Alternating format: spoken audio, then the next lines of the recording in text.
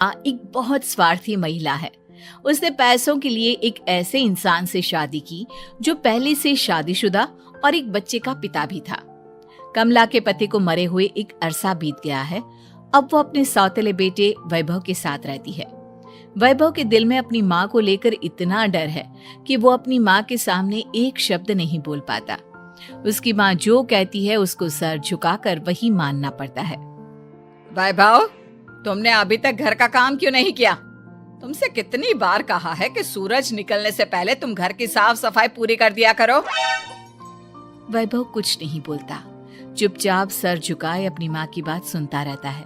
तभी पास में खड़ा नौकर सुखराम कहता है, मालकिन, वैभव बाबा को रात से तेज बुखार है, इसलिए वो सुबह जल्दी उठ नहीं पाए।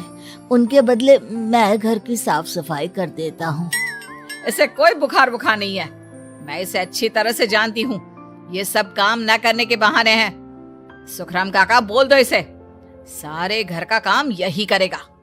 और इससे समय पर अपना काम पूरा नहीं किया तो इससे आज का खाना भी नहीं मिलेगा।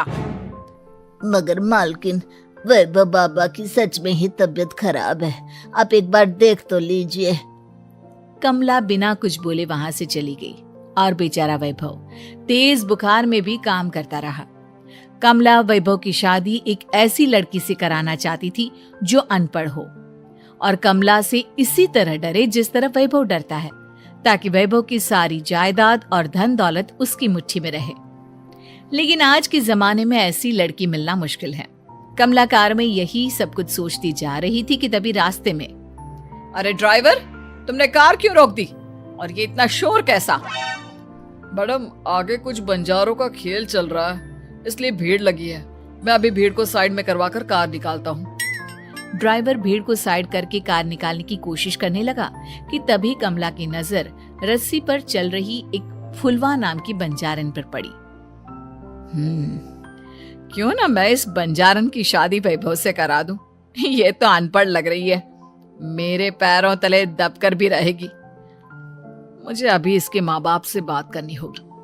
ये सोचकर कमला ने उन बंजारों से बात की और उन्हें शाम को अपने घर बुलाया। फुलवा के माता पिता वहां उसे लेकर आ गए। उन्होंने इतना आलीशान घर पहले कभी नहीं देखा था। अच्छा हुआ आप लोग आ गए। देखिए, मुझे घुमा फिरा कर बात करने की आदत नहीं है, इसलिए सीधे सीधे मुद्दे पर आती हूँ। मुझे आपकी बेटी बहुत पसंद है। मैं अपने इकलौते बेटे की शादी आपकी बेटी फुलवा से कराना चाहती हूँ। इसके बदले में आप जो चाहो वो ले सकती हैं।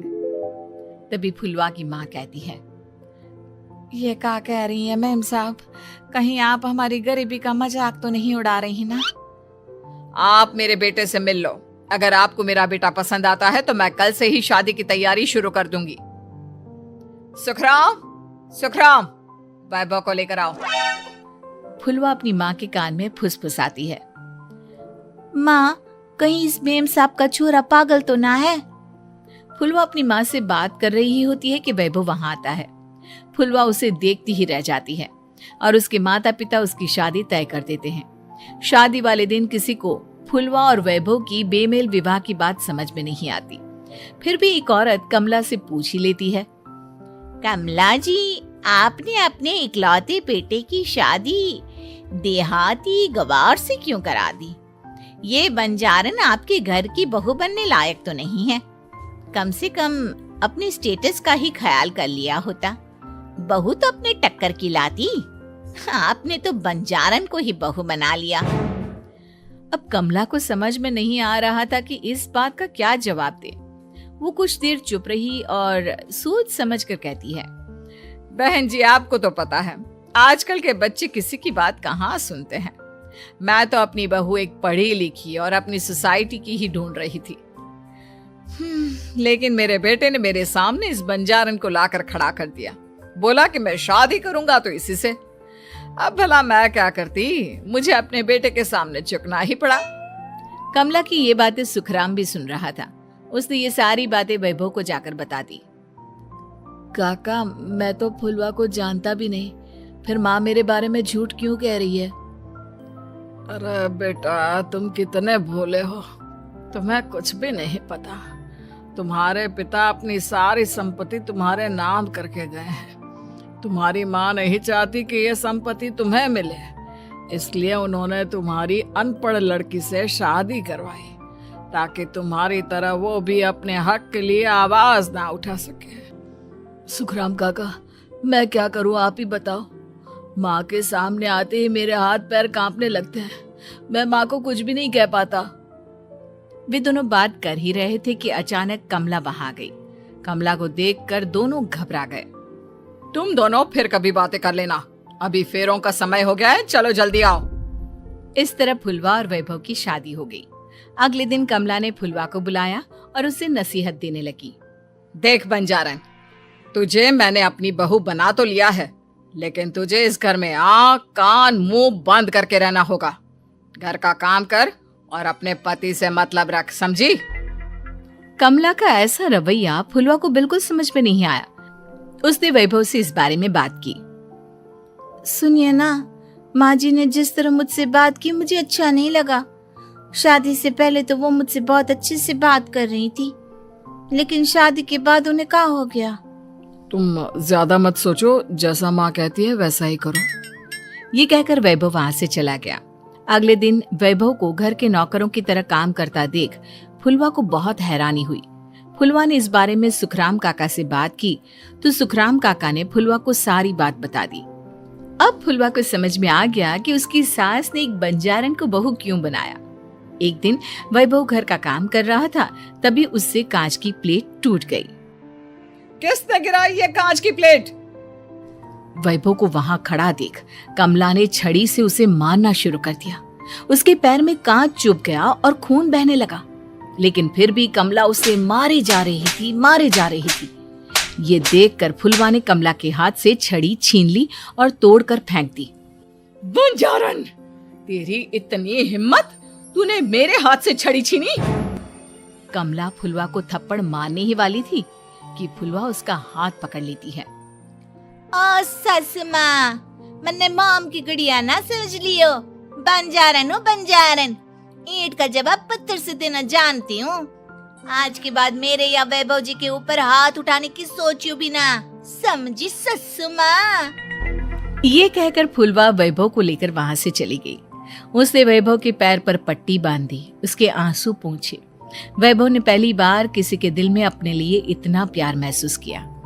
अब फुलवा वैभव का हर काम में हाथ बटाती, उसका बहुत ख्याल रखती। इस तरह दोनों बहुत ज्यादा नजदीक आ गए।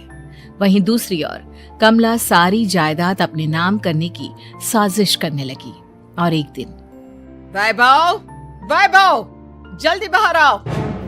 कमला की आवाज सुनकर वैभव और फुलवा अपने कमरे से बाहर आ गए।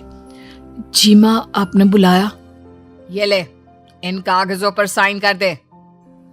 वैभव कागजों पर साइन करने ही वाला था कि फुलवा वैभव के हाथ से पेन छीनकर कहती है, ना वैभव जी, आप इस पर हस्ताक्षर नहीं करेंगे।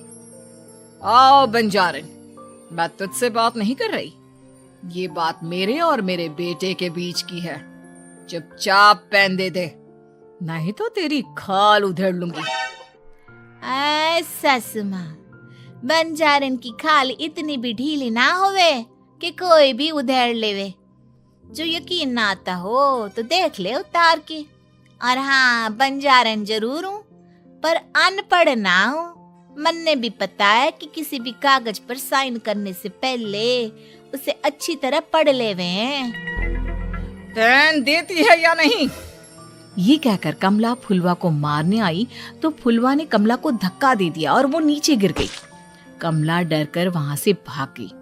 अब फुलवा ने वो कागज उठाए और वैभव के साथ सीधा वकील के पास चली गई। वकील ने वो कागज देखे और फुलवा को बताया, वैभव के पिता की सारी जायदाद और संपत्ति वैभव के नाम है, लेकिन वैभव की सौतेली माँ इस संपत्ति को अपने नाम कराना चाहती है, इसलिए इन कागजों पर वो साइन करा रही थी। तो अब हमें क्या करना चाहिए वकील साहब? वकील ने फुलवा और वैभव को सब कुछ अच्छी तरह से समझा दिया। अब दोनों घर पर पुलिस को लेकर पहुंचे। कमला पुलिस को देखकर घबरा गई। पुलिस ने कहा, आपके नाम की कंप्लेंट हुई है, आपको हमारे साथ थाने चलना होगा। कंप्लेंट? कैसे कंप्लेंट? आप अपने सौतेले बेटे पर बहुत अत्याचार करती हो धोखे से सारी जायदाद अपने नाम करा रही थी। अब नहीं इंस्पेक्टर साहब, जरूर ये मेरी बहू की कोई साजिश है, इसने गलत कंप्लेंट की है। मैडम, शिकायत आपकी बहू ने नहीं बल्कि आपके बेटे वैभव ने की है। कमला वैभव का नाम सुनकर दंग रह गई। जिस बेटे ने कभी उसके सामने सर नहीं उठाया था, आज वही बेटा उसके सामने पुलिस को ले आया है। वैभव, तुम्हारी इतनी हिम्मत कि तुम पुलिस को ले आए? हाँ माँ, मैं लाया हूँ पुलिस को, और मेरे अंदर इतनी हिम्मत कभी ना आती अगर फुलवा मेरा साथ ना देती। आपने बंजारन बहू को लाकर अपने ही पैर पर कुल्हाड़ी मारी है माँ। मैडम, आपकी बात खत्म हो गई हो तो चलो हमारे साथ। वैभव, मुझे माफ कर दो, मुझे थाने मत भेजो। आज के बाद मैं तुम्हें कभी नहीं मारूंगी, तुम्हें कभी परेशान नहीं करूंगी, मुझे माफ कर दो। वैभव अपनी कंप्लेंट वापस ले लेता है और पुलिस वहां से चली जाती है। वैभव अपनी सौतेली माँ से कहता है, मैंने पुलिस को वापस तो भेज दिया है, लेकिन मैं आपको माफ नहीं कर सकता। आपने बचपन से आज तक कभी मेरे सर पर हाथ नहीं रखा, हमेशा मुझे मारती रही, नौकरों की तरह बर्ताव करती रही। आप इस घर में नहीं रह सकती, चली जाइए यहाँ से। कमला घर छोड़कर चली गई और सड़क किनारे खड़ी होकर सोचने लगी, काश मैंने वैभव को माँ की तरह प्यार किया होता तो आज मैं इस तरह से बेसहारा ना हो जाती।